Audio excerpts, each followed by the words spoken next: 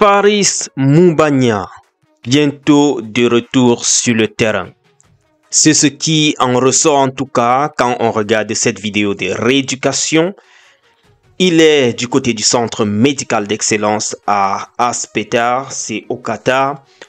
Et là, il est en train de se rééduquer, essayer de rééduquer son genou droit.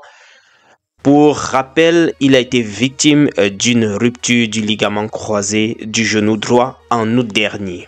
Et depuis lors, il a subi une opération et il s'est éloigné des stades ou bien du terrain depuis ce temps-là.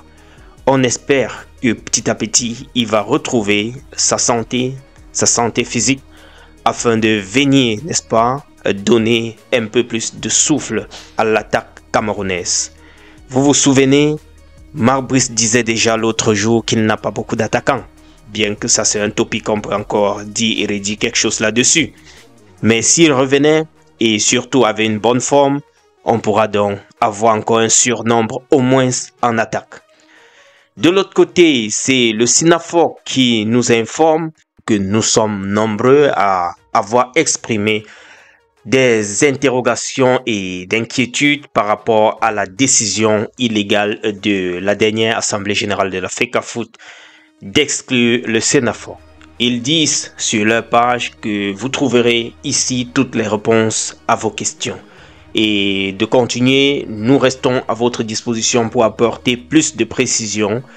Entre guillemets, s'attaquer au SINAFOR, c'est s'attaquer aux droits des joueurs et joueuses.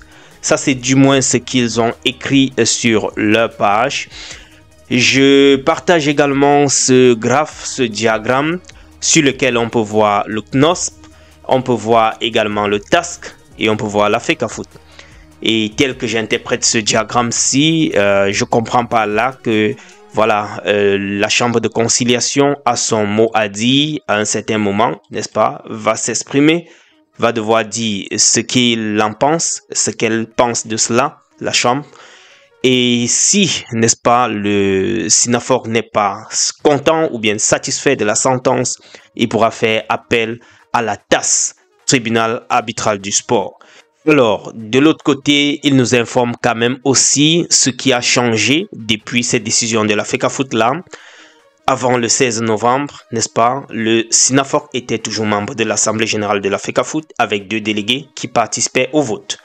Et après le 16, le SINAFOR cesse temporairement d'être membre de l'Assemblée générale de la FECAFOOT jusqu'à la fin des procédures. Ces 2 délégués ne participeront non plus au vote.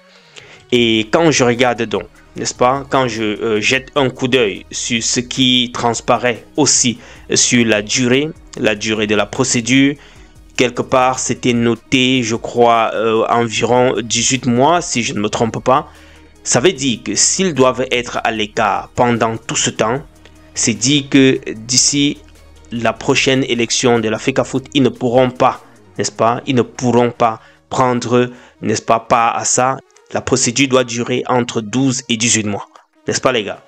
Alors, ça peut aussi être une stratégie, même si la TAS va trancher en leur faveur, même si le KNOS va trancher en leur faveur, il peut s'avérer que, vu la durée, n'est-ce pas, de cette procédure-là, le temps qu'on tranche, la FECAFOOT aurait travaillé sans eux. Ça peut aussi être une stratégie. Donc, ça, c'est comme ça que je fais ma lecture. Donc, avec 18 mois pour la procédure, c'est énorme.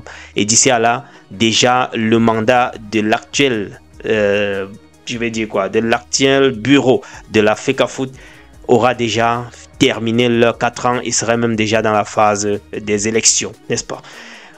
Voilà ce que je voulais partager avec vous. Ils ont également partagé quelques points pour expliquer aux gens ce qui est vrai, ce qui n'est pas vrai, les fake news and so on.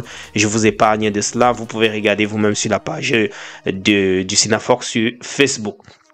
Terminons ici avec d'autres points. Nous allons parler par exemple rapidement du but de Vincent Aboubakar.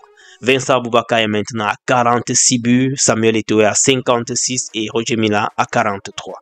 C'est dit que s'il met encore 10 buts, il aura égalisé le compteur du président de la FECAFOOT.